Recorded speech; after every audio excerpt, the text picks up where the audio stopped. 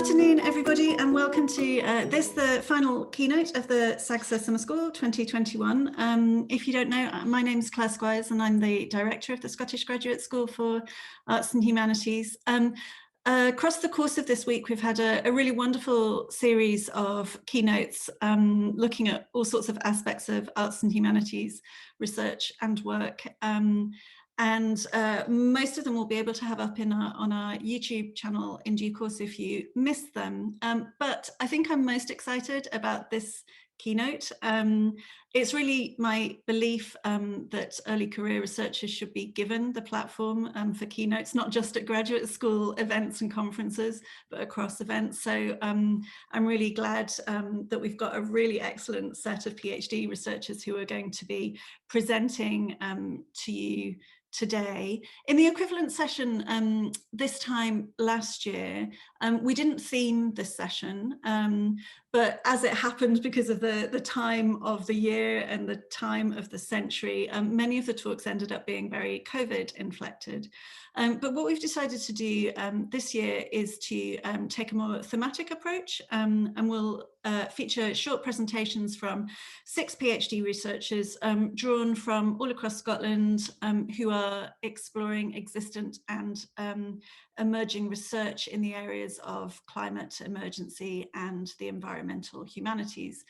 As you'll see and hear in a moment, their presentations are going to take very different styles with a wide range of epistemological, methodological and disciplinary approaches within the arts and humanities. I'll ask in just a moment our speakers to introduce themselves. But before doing that, I wanted to mention that we're really pleased to be hosting this event in collaboration with the University of Glasgow's College of Arts initiative, the Dear Green Bothy, which you'll hear about in just a moment as well. But before doing that, I wanted to welcome my colleague, Dr. Craig Martin, who's the Deputy Director of SGSAH, who's going to talk briefly about some of the work that we're currently engaged with at SGSAH. Craig, over to you. Great, thanks, Claire. Hi again, everyone. So it's just a really brief introduction to the wider context of today's keynote. So SGSAH has something called the Green Graduate School Initiative. So this is an important new initiative for us, which is really looking at the climate emergency and particularly the deep-rooted concern that we have as a graduate school about the existential crisis that we're all facing. What we're trying to do with this is think about practical dimensions, so how we can structure training events that are more sustainable. It's also about the intellectual leadership that we can promote through the arts and humanities, and obviously particularly from your work as doctoral researchers in the arts and humanities. So there are a couple of things related to that, one of which we have quite a practical dimension to this. So we're currently drafting our Green Graduate Strategy and Operations Plan. So this is going to be used to guide our training events and the summer school and other events over the forthcoming years. Alongside that, we also have a number of events, including a workshop, which I recognise some of you were at in March this year, and obviously today's pop-up event. In August, we're hosting a interdisciplinary hackathon. So we're going to be bringing together groups of PhD researchers from the arts and humanities, the social sciences and the sciences to address some climate challenges. So we've got some academics who are going to be setting some climate challenges. We're going to be sending out details of the August event, so the August hackathon next week, we hope. So it'd be great if you can keep an eye out for that, because we'd really love many of you to be part of that hackathon in August. And obviously with COP26 coming up in in November, we're going to be hosting another number of events around that as well. So it'd be great to have your engagement in that as well. And really just to say, with the Green Graduate School Initiative, if you do have any questions or you want to feed into that, please feel free to drop me a line, and we'll gladly welcome you to the initiative. So thanks very much. And I think I'm going to hand over to Mark now, who's going to talk a little bit more about the Dear Green Bothy project. Okay, thank you, Craig. Thank you, Claire. Yeah, I'm very pleased to be invited along today, and for the Dear Green Bothy to be working with SGSAH on this great event, and very much looking forward to these very exciting and intriguing presentations that I've just been looking at little tasters of. Just really by way of information and as a bit of a plug, the Dear Green Bothy is a very recently launched University of Glasgow College of Arts, public arts programme designed to showcase arts and humanities understandings of climate emergency, and it involves different researchers and artists and publics working together on creative projects that illuminate some of the social and political and ecological concerns around climate crisis. And so far we've around 30, 35 different online and in real life events, no less, scheduled of many different kinds. So there's talks and there's walks and there's sound installations and films and poetry and exhibitions and so on. And it's been designed initially as a 6-month program leading up to COP26, but hopefully, if successful, we're hoping it will continue afterwards as a kind of live and ongoing research and educative resource that can host or help to develop further creative and critical work on ecological crisis. And the idea of the Bothy, of course, has very powerful symbolic connotations in Scotland, based on notions of refuge and hospitality, and I guess providing shared or common places where people can come together in conversation and convivial relations, if you like. And this is very much how we've conceived of this project, actually, as a kind of gathering space for different kinds of perspectives. But it's also conceived as a kind of housing, really, for critical ideas, and especially the vitality and I would say the necessity of developing aesthetic and cultural critiques and expressions of artistic opposition to the many kinds of social risks and inequalities that are endemic to climate emergency, and that of course really do need to be addressed if there is to be any kind of genuine climate justice. So of course we do have a website, which I'll pop a link to in the chat, and I would encourage all of you really to take a look at our initial programme of events and get involved, and to get in touch with us if you want to further participate or know more really about what our intentions are. And once again, many thanks for supporting us today and inviting us to the summer school, and for hosting what is, I guess, the Bothy's inaugural live event. So thank you very much for that, Claire. Great, thanks very much, Mark, and we're very pleased to be co-working in having the inaugural event. So what we're going to do now is to hand over just very briefly to each of our presenters in turn, just to introduce themselves, and then we'll go into the presentations. So first of all, Kate, if you could just say who you are, that would be great.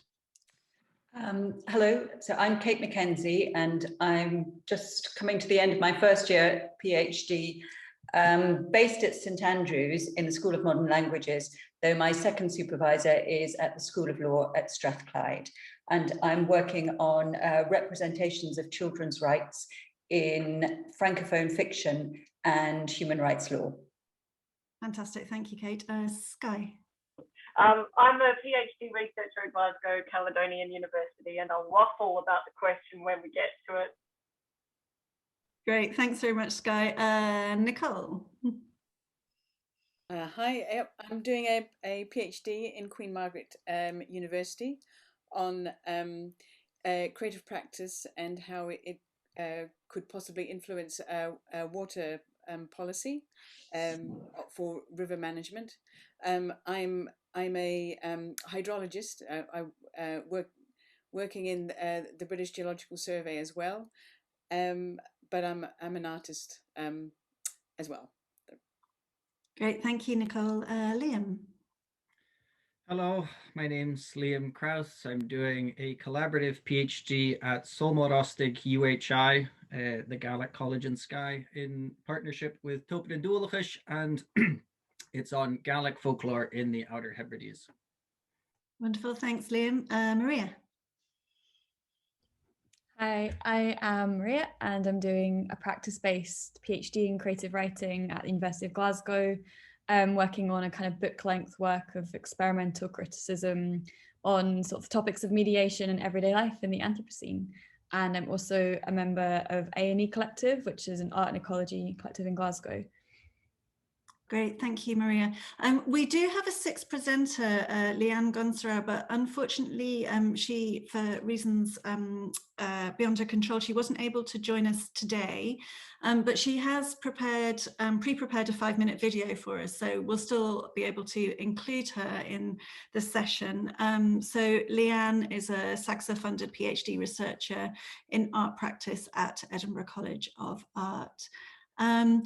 So for those of you who are listening to the sessions, I'd very much encourage you to use the chat to give your responses, reflections, questions as well as we go along.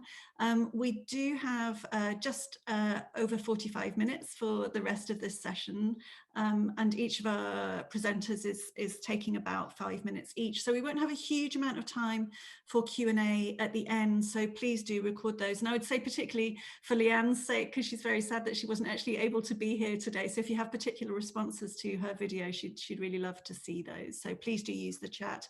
And if you're tweeting about the event, please do use our hashtags and the Dear Green Bothy hashtag as well. We'll stick those in the chat as well in just a moment. With no further ado, I will hand over to our first presenter, Kate. Over to you, Kate. Thank you. So I was going to start today with a music clip. I can't because of copyright, so I will just say the words. I believe the children are our future, and I'm sure you can all play the tune in your heads. It makes me cringe, not because it's cheesy, but because it is not true. The children are not our future. We and the world we bequeath them are their future. The choices and decisions we make will shape the future of our children. But children are largely excluded from that decision making. They're busy being educated to continue our present and to fund our old age. I'm not an environmental researcher. My focus is on the representation of children and children's rights. The texts I'm working with are written by adults speaking about and for children. As humanities researchers, I think we're all rightly wary of speaking for. The UN Convention on the Rights of the Child, which is the broadest, most widely ratified international human rights treaty, is in some ways the epitome of speaking for. No child was involved in its drafting, and the text is more focused on provision and protection than on participation by children. But it does also assert children's rights to have a say on matters that affect them. Now, that was intended to relate to individual cases, for example, child custody. But we're beginning to see a wider interpretation, recognizing that children deserve a say as a class. And the CRC is also the only one of the core UN human rights treaties which specifically refers to the environment. Children and young people are increasingly speaking up to assert their collective interest in the environment and using the law to do so. I only have time to flag up a few legal cases. Earlier this year, in response to a challenge brought by a youth group, Germany's constitutional court found that the government had not fairly distributed the carbon budget between current and future generations, saying one generation must not be allowed to consume large parts of the CO2 budget under a comparatively mild reduction burden if this would leave future generations with a radical burden. So the policy has been changed. In 2018, the Supreme Court in Colombia, again in response to a youth challenge, recognized that the fundamental rights of life, health, the minimum subsistence, freedom, and human dignity are substantially linked and determined by the environment and the ecosystem. It also recognized the Colombian Amazon as a subject of rights, meaning that each generation has a duty to protect the river for the next. In the USA, an appeal court in Oregon dismissed a lawsuit brought by child plaintiffs against the federal government over the climate crisis. Nonetheless, the court found that the record conclusively establishes that the federal government has long understood the risks of fossil fuel use. The court also found that some of the plaintiffs met the requirements for actual injury, for example, through repeat evacuations from home during worsening storms. At the international level, a case has been brought under the complaints mechanism of the Convention on the Rights of the Child. It claims that the climate crisis amounts to a violation of children's right to life. That's still pending. These are just a few cases. Not all have been successful, nor is the impact clear yet, but some important principles are emerging. Children have a locus to challenge environmental decision-making. Children have a particular vulnerability to environmental harm. And there is an issue of intergenerational unfairness. In Scotland, in March this year, the Parliament voted to incorporate the Convention on the Rights of the Child into Scots law. Again, this was at the initiative of adults acting for children. Nonetheless, I'm really hoping children will find ways to use this to assert their right to shape their own future, including in relation to environmental decision-making.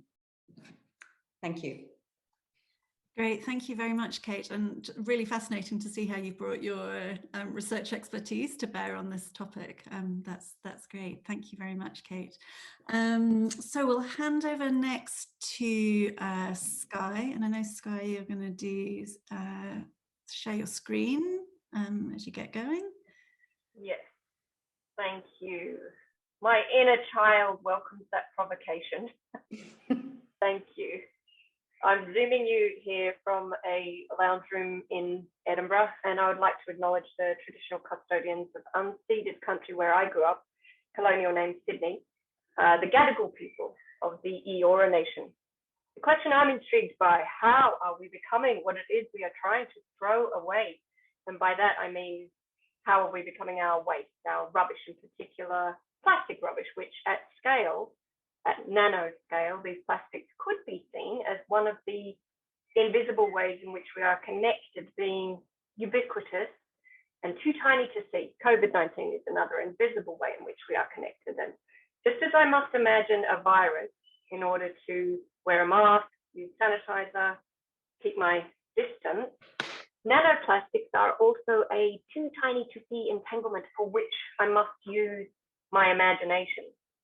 Given that nanoplastics are turning up in places remote and intimate, found everywhere, soil, air, water, the Arctic, embryos of zebrafish, human feces, placentas of unborn babies, bacteria found inside waxworms, and very recently in human tissue, organs, and everywhere inextricably linked with food for countless creatures.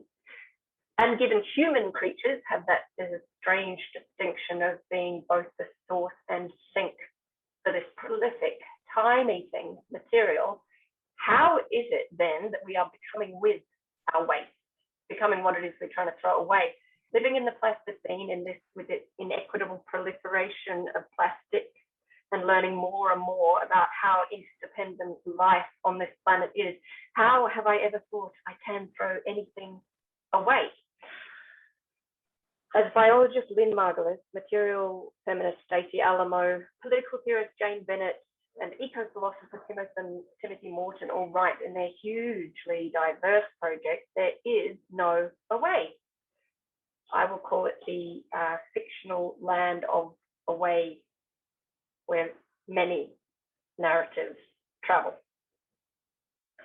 I'm troubled by my domestic paralysis in relationship to rubbish. The phrase, "Oh, this be madness with packaging," is spoken by a mature age recovering mother in a play I've written, and I use it as an elicitation tool in this study, inviting responses.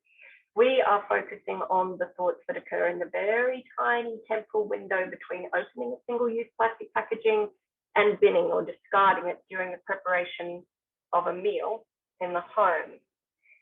Karen Barrard's work on yet another invisible way in which we are connected, that baffling realm of quantum mechanics in which we are a part of that which we seek to understand, is the theoretical framework for this exploration, which relies on reading insights through one another distractedly, as she describes, and quite literally reading insights through one another, co-creating with participants through provocations.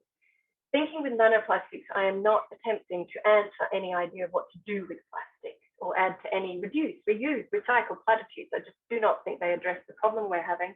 I'm curious about how becoming with our waste might feed into what the tour spoke about recently online, that our paralysis in the face of eco-emergency is not having a way of describing the fight we're involved in, because we struggle to understand what we are made of. And here he points to the many discoveries in science, many concerning scales invisible to the human eye, which challenge previous notions of human subjectivity, humanness. The microbiome is one he mentions, discovering we are mostly other than human in a bodily sense is different to what we had imagined. And I'd include into that the interplay of the quantum world, the way in which trees communicate, mycelial networks, the discovery of dark matter, the increasing entanglement we have with antimicrobial resistance. So how can thinking with nanoplastics contribute to this reimagining of what we have never been, human, as Taraway describes it? How can we rethink humanness with all the too tiny to see, too shared to segregate aspects of what isn't at all individual? How might nanoplastics help in widening our who we are to include what is considered usually inanimate matter, the plastic infiltration, living and dying with this vibrant matter, as Jane Bennett described refuse and rubbish to be?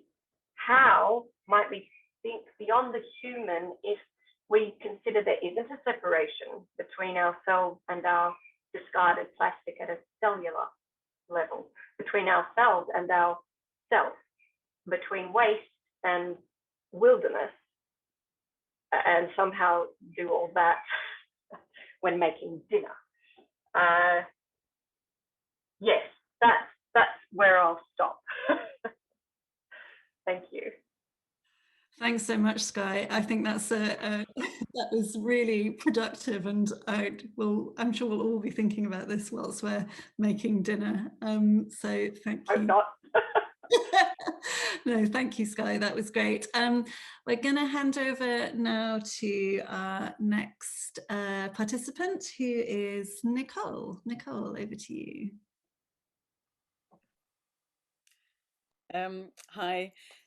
So I'm just going to introduce really what I'm going what my kind of talks about, but and then I have a film for 3.5 minutes, which I will show. It's just it's an extract of a film, and then I will just conclude for the last 30 seconds of my talk. I hope I can keep this in 5 minutes.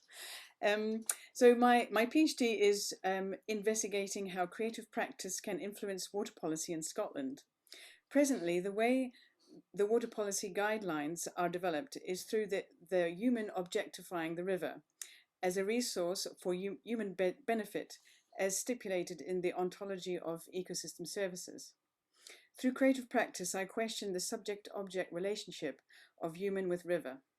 The following is an extract of a film which combines an engaged participatory walk on the banks of the River Dee in Aberdeenshire with a group of people who have personal experience with the river. The walk ended in a quiet space near the river where we described images, feelings and associations that came to mind as we reflected on the walk. Extracting the verbal reflections expressed during this participatory process, I then developed a visual collage of verbal elements and underwater film I had taken during the walk. This is an extract of that process. So Miriam, would you mind?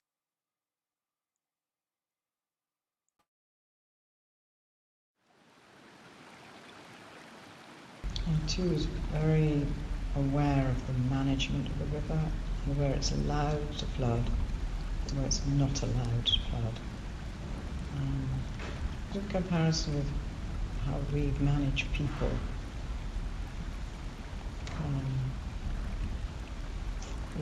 we constrain them,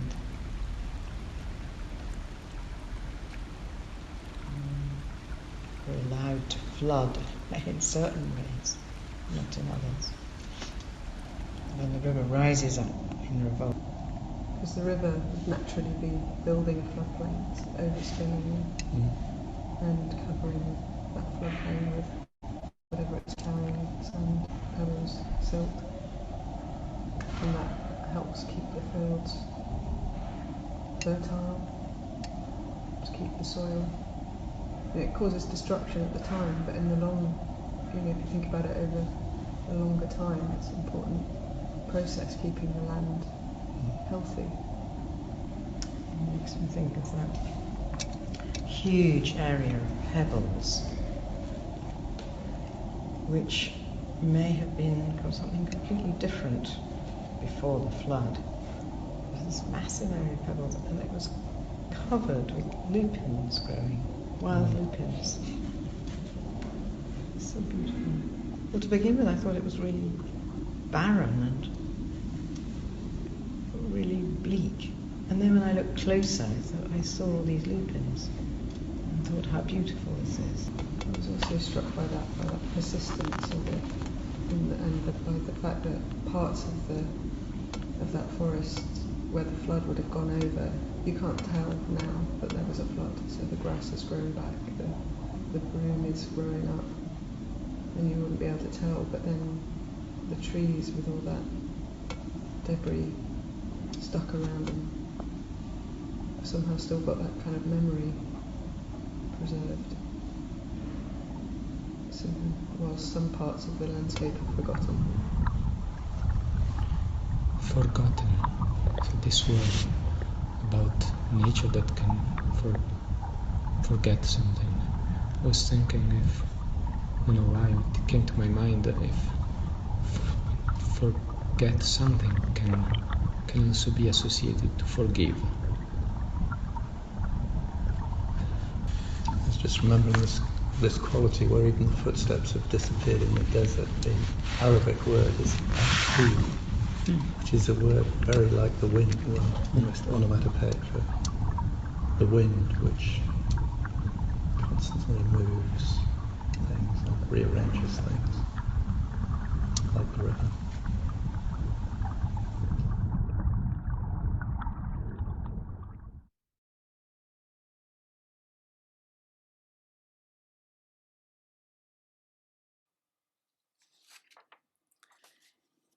Thank you. Thanks, Miriam. Yeah, so I would just like to conclude. I mean, there's lots more to say about this, but I just will conclude that this work shows that the inner human world does not perceive the river purely as an object, but as something that can have personhood and can relate to other river management laws, like, for example, the Whanganui River in New Zealand, which has been granted legal personhood, where the legal subject of the river is not only physically located, but it also occupies a liminal space that is metaphorically transcendent, physically shifting, and culturally porous. I'm not saying that the Dee River should be granted legal subject, but I wish to show how creative practice can offer something different to the present object-based ontology of river management policy. Thank you. Wonderful. Thanks so much, Nicole. I'll certainly echo Maria and Skye's words in the chat there. That was really beautiful. And, I really like that kind of encapsulation of the conceptualization of it, and then the object itself, which kind of illustrated and brought that so beautifully out. So thanks so much, Nicole. We're going to hand over next to Liam. Liam, over to you. Right, can you all see that? So I apologize for my internet connection in advance if anything goes, but I'm studying Gaelic folklore, so we'll be looking at Gaelic folklore as a jumping off point to go and consider memory and environmental change in the Gaelic culture. So the piece that I want to be looking at is I'll start with there's a piece of poetry here, which is probably quite old. I haven't actually managed to date it yet. There's several variations, and it's a poem that is a nature deity, so probably the personification of nature, Níon Bor Charatal, but localized within Uist. And there's two lines that I'm going to specifically be looking at, which is, when the gray ocean was a forest of nuts, I was a young girl. And then the two areas where that forest used to be. There are other story which are located within the archive, which at a time when the Western Ocean, so the Atlantic Ocean, flooded and kind of, I guess, took in a bunch of land, and that's essentially the time frame that this poem is harking back to, is a time when the great grey ocean to the west, back when it was a forest of hazelnuts, and eventually was taken over, consumed by the ocean. Drawing on this, I guess, I'm sure many of you have heard about the Aboriginal cultural memory, where they say that they have preserved memories of Australia's coastline dating back 7,000 years. So what I'm doing in this is just a quick rumination on that, and that there might be something akin to that. So this is Leanne Gonzale, the lady who's speaking the poetry. This is where she used to dwell. That red arrow, that's where she used to cultivate her linen, her flax rather, in there. These two pieces up here that I've circled in red, these are what are known as Nunatak in Greenland, and they're essentially the bits of the mountains that used to stick up over the glaciers back at the last glacial period several thousand years ago.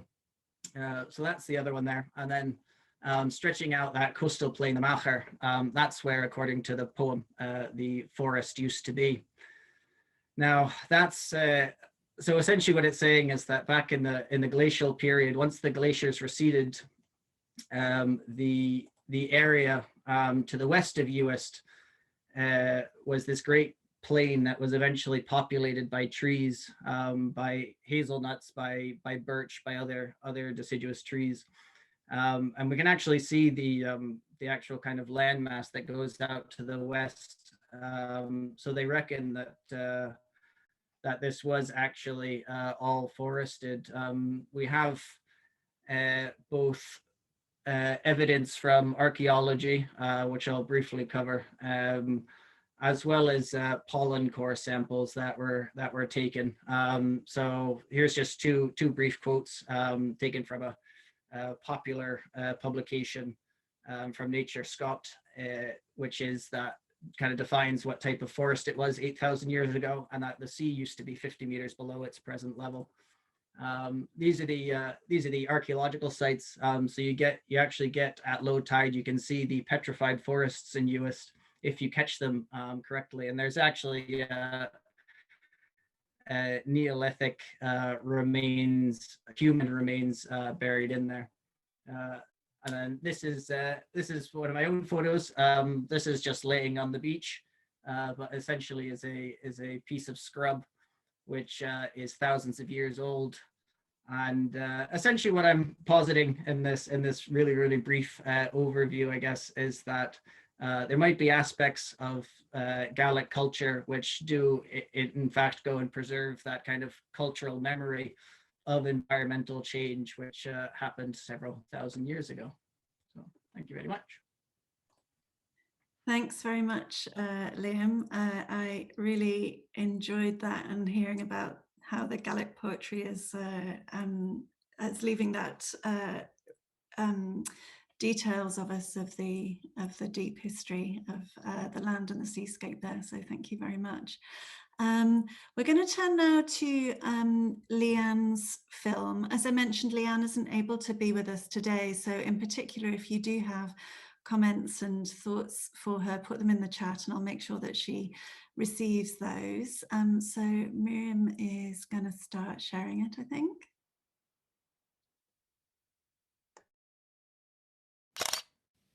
We most frequently encounter photographs on a screen connected to the internet without considering the history embedded in every image that the retina fleetingly receives. When we view an image of a sunlit subject on our mobile telephone, the electric light that forms that image is only nanoseconds old, but the depicted sunlight appears to us as the result of a process beginning some 200,000 years before. Starting with the formation of photons in the sun's core, this process ends with them streaming from the surface of the sun, travelling 8 minutes to reach Earth. Some photons find their way to reflect off an object. Some of these then find their way into the lens of a camera. The winter sun punched through the window. There was no significant interaction with the atoms that occupied the glass. Uninterrupted, the waves hurtled through the eye of the camera and crashed onto a silicon shore. The sensor screamed, R255, G255, B255. Around the periphery, several thousand photons refracted. A liquid crystal display, LCD for short, is a flat panel display or other electronically modulated optical device that uses the light modulating properties of liquid crystals combined with polarizers. It was dusk. The air was cold and I had been waiting for the bus for 15 minutes. The sun was setting behind the tenements. As it rounded the corner at the end of the street, the raindrops on the shelter window switched on and formed a liquid screen, buzzing with diffracted light. I basked momentarily in its glow. The drops began to disperse, and the screen revealed an image of the street beyond. The light faded. I continued to wait for the bus. All day, every day, the sun hurls a steady stream of photons toward the Earth in the form of high-energy, shortwave radiation. Some photons are reflected by atmospheric particles, clouds, snow and ice, even ocean whitecaps. Other photons are absorbed by the Earth's land and ocean surfaces, which heat up. These heated surfaces emit photons back to the atmosphere in the form of lower-energy, long-wavelength radiation. Some of these photons eventually make it all the way back out to space. The balance of incoming and outgoing photons over the whole planet, the net radiative flux, determines Earth's temperature's set point. The physicist said, "It is a fundamental physical rule that it's impossible to distinguish one photon from another." The physicist said, "The order they arrive in is of no significance, and it is totally and fundamentally impossible to say where a photon came from." The physicist said, "Since photons travel at the speed of light, then the whole concept of time and age doesn't mean anything. Light does not have memory." An image of a tabular iceberg was shared by NASA's social media in 2018. It was widely shared across popular science and culture websites, due in part, no doubt, to its disarming appearance. The National Geographic's editorial described its 90-degree angles, flat surface, and almost perfect rectangular form as a satisfying image of order in a world besieged by climate change-induced chaos. The giant slab of ice acts as a mirror reflecting photons back to space. What would it mean to read this rectangular light reflector as we would a photograph? Can we imagine it as a screen broadcasting an image of itself extraterrestrially as its surface bounces photons back to space? An image of climate change on Earth, only possible to view from a spacecraft or alien telescope.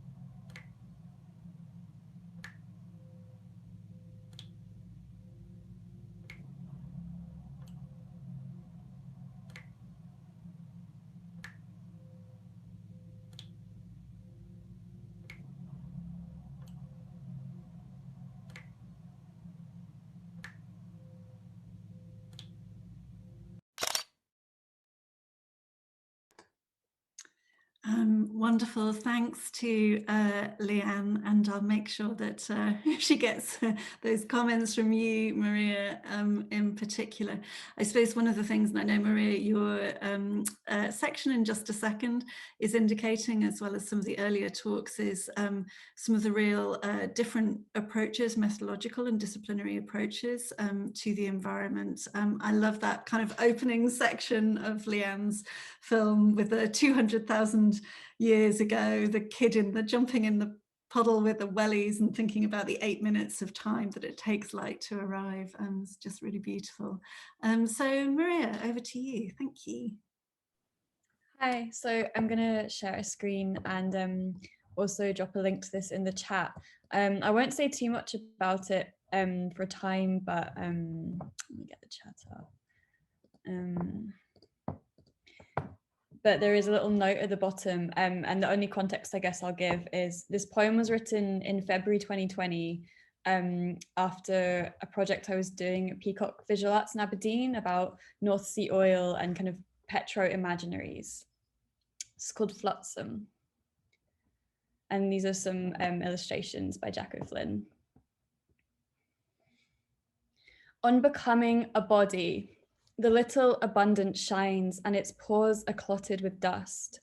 I saw what sound it was a wave makes when startled by gestures towards this torsion along beach, the false irrigation of beautiful islands. The melody was a long intimation of losing faith in what is meant by a certain color, not this blue which runs in the Prussian rain. I want to run up the spine of your back and settle the amygdala city, tie my lyrical wrists in Mobius fibers and return the rights to speech. Do you want to continue? He was born and beautiful. He might have seizures. We interfere in definition. The depression of time is a beautiful curve in the small of morning, named after the cool you wanted. Blue dust of feeling, blue dust of biblical name. I worry for his tiny heart. Glycolic, afloat in the radical millions. When I say this bird is a nameless bird, plotting and pecking the wreck, I go down in such hunger, I go down without formula, not this, the world is stuck. I sing to you in the echo, in the rich and greatest loss, who hurt us. I had a dream we were swimming in the San Pedro Bay, just like the video, it was almost sunny. There will come a time when my car won't start, if I ever have a car in a lightless world. The structure of passion is a ritzy hotel. Your hour is a fucking astronaut. Imagine Disney injected arterial dreams this crudely. Imagine a fire in the minibar at the back of your mind. As the relation to your wreck, I call it ship. I still want the elsewhere conduit of thoughts to sign my brain as treeware in the black, black gold. My oleochemical fear of soap and Gaussian world is a kitten. She burns it all up. On becoming this backlit history of pixels, we pour into jars the lust of sea glass, liquid shingles. I cut the bird into salad. I cut this sort of pristine hope to feed the kitten. I thought the picket was shining in rain, a sound. Something is drawing us out. I make a romance from your shoes, and the kissable way of these days is a no-show, mewing the marketing of genital shame, the apocalypse breakfast, taste of salts. Come back into my life. I always found you with a breath laced in pesticide, a currency of morphine, dreaming me back like a thrush. I want to wreck the multitude of this song with its hypothermia, its oil-made hide of feathers. You want me to be less literal. I like your wildlife, lighter, somewhere what we see without reason. What can soak up the dark this good? I like your messages. I like to react with my abstract halo, the re-diagnosis read depression, to kill, not clean, the long and beautiful rain, prizing the daylight from its packet. I want April, a lot of lilac song. I go down to the nervous water, deep in mammalian blood. I am not breath, not bird, West Coast. My body is a poke of air in the book, and it lets in the crudest wind, reminder of gold in the room where we woke up last October, in my father's house in the valley where frost never leaves the cornicing forests or sets its voice to speak for the sodas and junipers. If we could just avalanche into orange like the song, Mount Erie would be a genuine place to kill or not kill the birds we oiled in the Prussian rain. They gleam like unemployment doesn't in the colorless streets. We share a little nest of noctilucent materials. I was jobless as the natural light, listening to your come down opening chord, which is to say, I think we should stop seeing at all. I roll around in the oil of this happiest Adderall to sob uncontrollable, to stop trying to see you as snow. If a former love should fall, very cool, like a 2-minute Uber costs less than lunch. Doctor, he could break me, the ultimate mosh is us. I have said that he could, and he could. I have said that too much. To float like capital back to your panic, I smooth my sleepless residuals. Duct it. ducked it, you come back holding a blink, to know that time is a gleam. We had a guest speaker passing out in notional structures of passion. I wrote everything down. It is a wreck to think in the beautiful rain. It is all that dissolves to remember. I hope to meet in code someday again, to set this in parenthesis very lightly, choosing to run the artificial palms horizontal across your eventide. This was all ours in the poem, prospering. We know each other so much more than mineral in the flotsam way. A lot of coffee fills our fault lines, and the tar sands sing, and the quicksands go astray. What of the waters don't touch what we were? To sing something hurting, to rainbow the quoted rate of your heart is only debris. I go so long in the rain to break her. I go so long in the run as to make a beach in loops of oil, to empty my purse of mermaids, to feel like the only decorated islands in the United States of America. Thank you. Thanks so much, Maria. And I'm really glad that you've put the link in the chat for us, because there were so many kind of rich images and beautiful language in there. I want to go back to it already. So thank you so much for that, and for concluding the presentations for today. But we still have about 10 minutes. So if anyone has any questions or responses, please do either put them in the chat and I will pick them up, or if you would like to unmute or raise your hand, sorry, and unmute, I can let you speak as well. So please do that if you would like to. Also, our participants, if you have our speakers, if you want to make any comment about each other's presentations as well, I'd be very happy to have those too. So I don't know if anyone would like to kick off with questions or comments. Yes, thank you to everyone.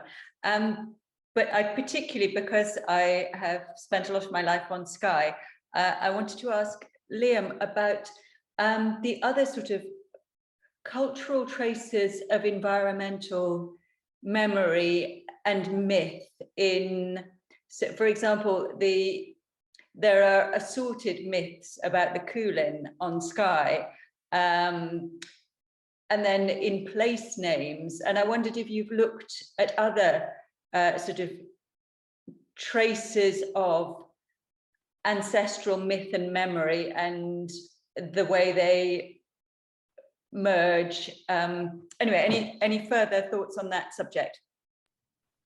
Yeah, I mean, just briefly, I guess they kind of come into two kind of camps in my mind. Is that one which I was trying to focus on in this one is possible memory that actually relates back to kind of real incidents and events that happened.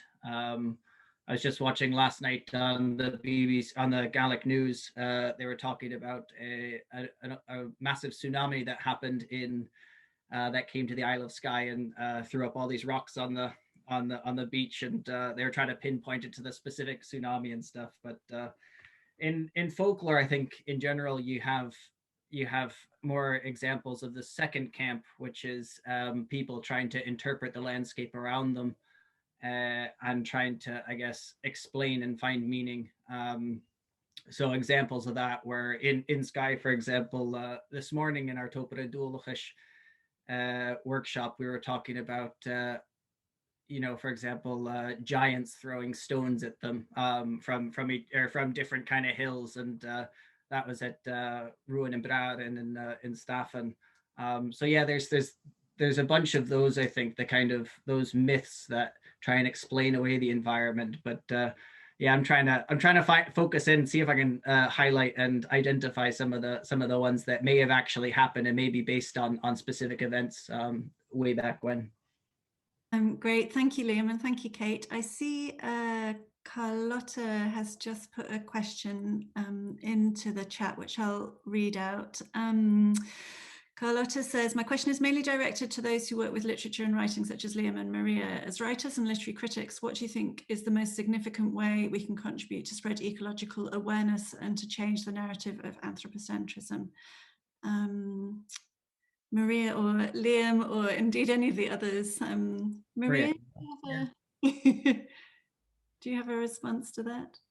Yeah, this is a good question that comes up a lot, and I think we have to continually think about our answer to it, because I think it has, there's many scales and levels of answer.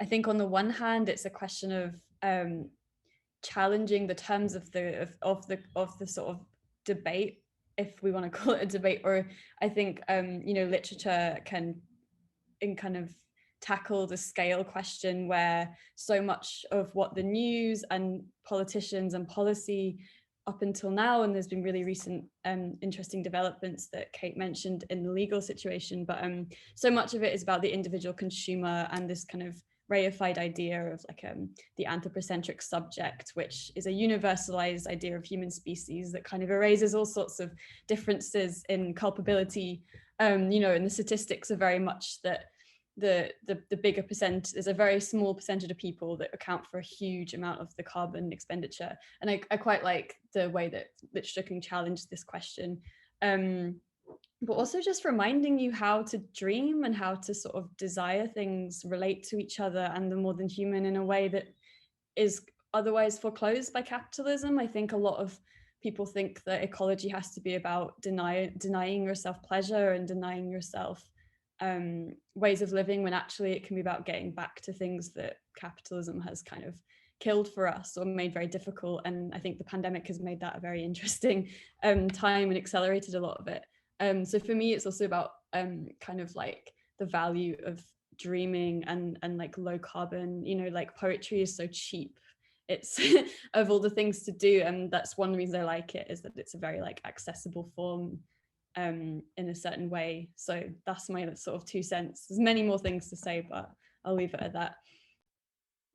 Great, thanks, Maria. Liam, I don't know if you have a response as well. I'm thinking as well, Skye and Nicole are both artists too, and may have kind of responses, taking it, beyond the literary. But Liam, I'll keep mine extremely brief. Essentially, I think capitalism is only one way in viewing the world, and that's one of the importances and values of, for example, indigenous cultures the world over, is that they give us a different way of perceiving our reality and our environment, and they place different importance on those aspects, and they don't see it as necessarily something to be consumed and to be used. And I think that's certainly, I think that's one of the main things for Indigenous points of view. great, thank you, Liam. Skye and Nicole, do you want to jump in there, or I can go on to the next question or comment in the chat? No worries if not. I don't have an answer really, but I am intrigued always by the idea of thinking through other creatures and what that can mean for how we perceive these relationships, and then the pushback you get from the idea that it's very anthropogenic to also, somebody put in the chat that wonderful idea of narrating through the baobab tree. And I know I can just hear responses I've heard from some people. Well, that's just an assumption. Like, I like tardigrades and I like to write about them, but if I'm to voice a tardigrade in something I write, then it could be just doing exactly the same thing as the human idea of what a tardigrade is thinking. I don't know if that makes any sense, but I think it's complicated because it's not just about like metaphors and, trying to think through other things, but how else do we think as humans? I don't know. Great, thank you, Skye. Nicole. Yeah, I think it's very much, well, from a scientific point of view, coming into the arts, I think of how the subjective in our present institutional frameworks that we have is not really brought into reality. It's always about the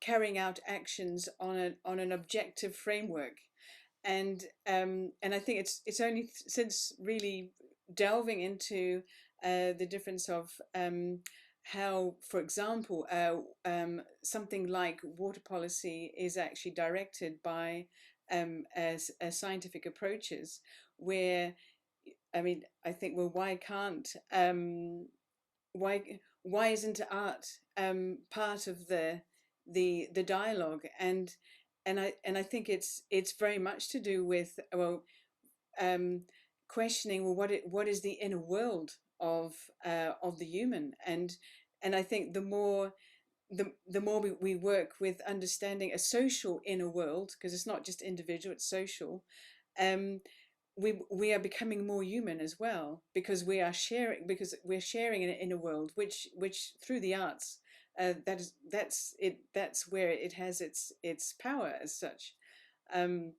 That one of the things that it has its power to actually help the human to transfer those expressions into reality, and that it's not that the environment is not just there to be our resource, but it is that being a part of it. So I think it's working with constantly those issues which are not taken into account, and very much I think it's learning to be what human is among the non-human, and understanding through the understanding of the non-human is understanding the human. So it's just my viewpoint. Great, thank you very much, Nicole. Kate, you have your hand up. Yes, sorry. Yes, I just had a couple of thoughts. One was referring to the book I mentioned in the chat, Veronique Tadjo, In the Company of Men.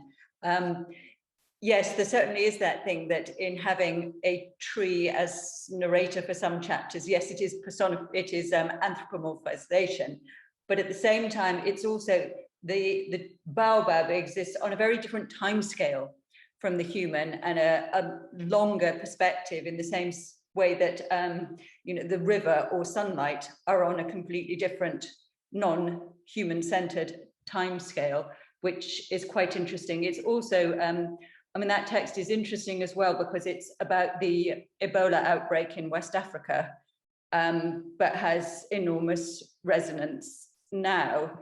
And I mean, it was quite striking to me, actually, sorry, I don't remember which person said this about the positives of living differently, which I'm finding quite frustrating, particularly as a parent of teenagers at the moment, that you hear some mention that there have been positives as well as negatives in terms of the way people and families are living in COVID. But there's very little discussion of that. There's very little discussion of, are there positive aspects that we can retain also in terms of our interaction with the environment, and the focus very much on when and how fast can we get back to normal.